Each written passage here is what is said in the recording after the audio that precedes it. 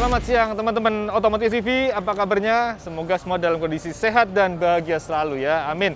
Oke, pada siang ini saya sedang berada di IMS 2022, tepatnya di booth-nya PT Astra Honda Motor.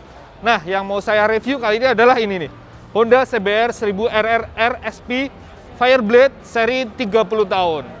Ini motor layak banget dikoleksi teman-teman, terutama yang pecinta moge, pecinta world superbike, pokoknya pecinta motor kecepatan. Nah, kenapa sih layak dikoleksi? Simak sampai akhir.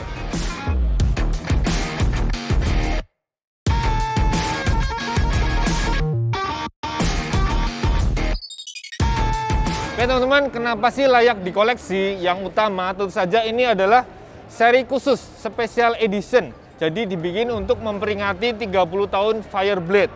Jadi Fireblade itu pertama kali muncul tahun 1992, tepatnya di CBR 900RR.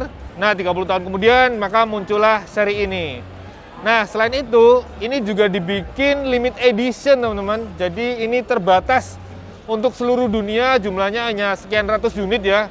Cuma saya ngorek-ngorek dari berbagai info, tidak ketemu berapa ratus unitnya. Cuma yang jelas, nanti ada nomor serinya di bagian segitiga atas. Nanti kita lihat. Nah, untuk memperingati 30 tahun Fireblade, yang juga spesial adalah livery-nya, teman-teman. Jadi ini skema warnanya di yang versi tahun 2022 ini persis banget dengan Fireblade pertama. Warna dasarnya putih, dikombinasi dengan stripping berwarna merah dan biru. Jadi red, white, blue ya, seperti warna kebanggaannya HRC. Nah, warna strippingnya ini didesain oleh Honda untuk menguatkan kesan motor ini adalah motor kencang karena bentuknya tajam-tajam sehingga saat sedang berhenti aja, saat sedang parkir, motor ini terlihat motor yang kencang. Nah, kayak gimana sih sedetailnya?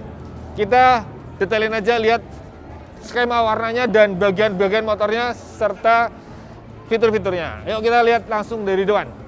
Warna dasarnya itu putih dan putihnya itu putih metalik, teman-teman. Lihat. Kelihatan ya detailnya. Dia ada kerap-keripnya dan putihnya putih agak-agak putih mutiara gitu. Dan strippingnya nih merah ketemu biru, kontras banget ya. Dan ini walaupun pakai stripping tapi ditimpa dengan peris, teman-teman.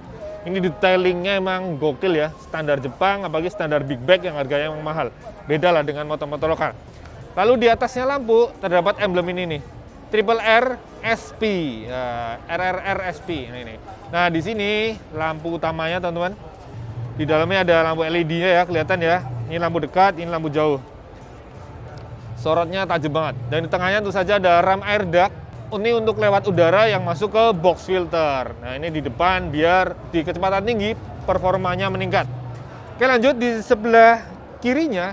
Ini yang juga spesial ada emblem HRC, teman-teman. Ini makin menyeratkan motor kencang ya karena ada label HRC, Honda Racing Corporation. Dan kalau kita lihat di sisi samping, ini skema grafis livery-nya ya, makin kelihatan sporty banget, merah dan birunya. Lalu di sini ada CBR Fireblade. Dan di baliknya ini kalau lihat dari depan, ini kelihatan ini ada winglet yang tersembunyi, teman-teman.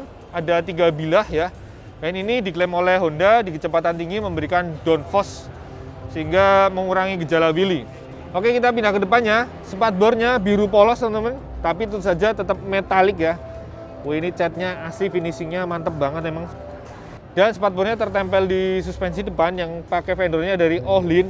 Dan ini seri yang bisa disetting secara elektronik. Tuh lihat, asnya ya, pakai finishingnya warnanya emas. Jadi mewahnya dapat banget. Dan ini itu saja buat mengurangi gesekan nih, ada pelapisan khusus. Dan di sini juga kelihatan remnya. Dia piringannya 330 mili, teman-teman, yang dijepit oleh kaliper dari Brembo radial ya, 4 piston tiap sisi, jadi totalnya 8 piston kanan kiri. Sementara kalau yang belakang remnya dia cakram tunggal dengan kaliper yang juga dari Brembo. Oke, kita lanjut lagi, geser ke area atas dikit. Nah, ini saya mau kasih lihat yang tadi menunjukkan limit edition, tepatnya di bagian segitiga atas. Nah, ini dia, teman-teman, ini serial number, tapi ini karena seri yang motor masih praproduksi ya, ini lebih buat show gini, jadi makanya belum ada nomornya. Tapi kalau yang udah dijual buat konsumen nanti akan ada nomor serinya, dapat nomor berapa ratus gitu. Itu. Dan di bagian tangki, di bagian yang warna biru ini juga terdapat emblem khusus menunjukkan 30 tahun anniversary CBR Fireblade dan ini 92 sampai 2022. Oke, mundur ke belakangnya, tangkinya kombinasinya ada putih dan ada stripping merah birunya juga di sini. Dan kalau bagian ke belakang juga spesial adalah joknya teman-teman. Untuk seri ini buat jok pembenceng dapat kulit warna biru. Oke, cakep ya, biru ketemu putih gini emang kontras banget, tapi keren lah dan kesannya sporty banget. Oke, kita lanjut ke area kanan. Ini juga ada yang spesial teman-teman. Kita bisa lihat spesialnya di bagian knalpot.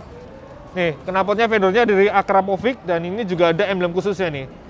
30 tahun anniversary ya, CBR Fireblade. Ini spesial. Cuma sayangnya unit ini nih agak penyok nih, mungkin dari saat pengiriman ya. Untungnya ini bukan buat dijual ya, ini memang motor buat display aja. Oke teman-teman, sekarang kita lanjut ngomongin dapur pacunya. Ini merupakan salah satu poin penting juga, salah satu yang jadi selling point di CBR 1000 RRR SP. Jadi dapur pacunya ini 4 silinder segaris dengan bore stroke yang persis dengan Honda RC 213V tunggalnya Marc Marquez itu di sebelah. Dia punya bore stroke 81 kali 48,5 mili. Jadi kapasitas bersihnya 999,9 cc. 1000 cc kurang 0,1 cc aja. Tenaga maksimalnya gokil teman-teman, 215 HP. Jadi untuk motor 1000 cc super sport produksi Jepang ini yang terbesar. Dia lebih besar dari Zetek 10R, lebih besar dari R1 maupun GSX R1000R. Ini paling besar. Tapi memang masih sedikit di bawahnya Ducati Panigale V4 ya, V4R dia lebih besar. Oke, untuk mengontrol tenaga yang besar tadi, CBR 1000 RRR SP ini dibekali dengan beberapa pilihan riding mode teman-teman. Yang mana bisa dilihat di speedometer, dia ada beberapa pilihan, yang mana untuk memilihnya tinggal pakai tekan tombol mode. Dan ini di dalamnya bebas banget sih sebenarnya. Ada pilihan 1, 2, 3 dan itu di dalamnya bisa dikontrol meliputi powernya mau berapa, traction controlnya berapa, wheelie controlnya berapa, engine brake-nya berapa, sampai settingan suspensinya pakai yang seberapa keras, seberapa lembut, itu bisa disetting di situ. Pokoknya bebas banget lah, sesuai kebutuhan dan kemampuan ridernya. Kemudian tidak hanya itu, ini motor juga dibekali dengan beragam sistem elektronik yang banyak banget. Termasuk ada yang namanya quick shifter ya, up and down di sini. Jadi naik turun gigi nggak perlu lagi ngopling. Lalu untuk kestabilan ada steering damper yang mana tersembunyi di area atas segitiga bawah. Dia ngumpet di situ. Lalu yang juga menarik adalah ini motor sudah pakai smart key teman-teman. Jadi kalau kompetitornya masih pakai anak kunci manual ya, masih colok-colok, CBR ini sudah smart key. Untuk menyalakan dan mematikan pakai tombol yang ada di sisi kiri bawah speedo ini di sini. Jadi tekan dan tahan, dia bisa menyalakan dan mematikan.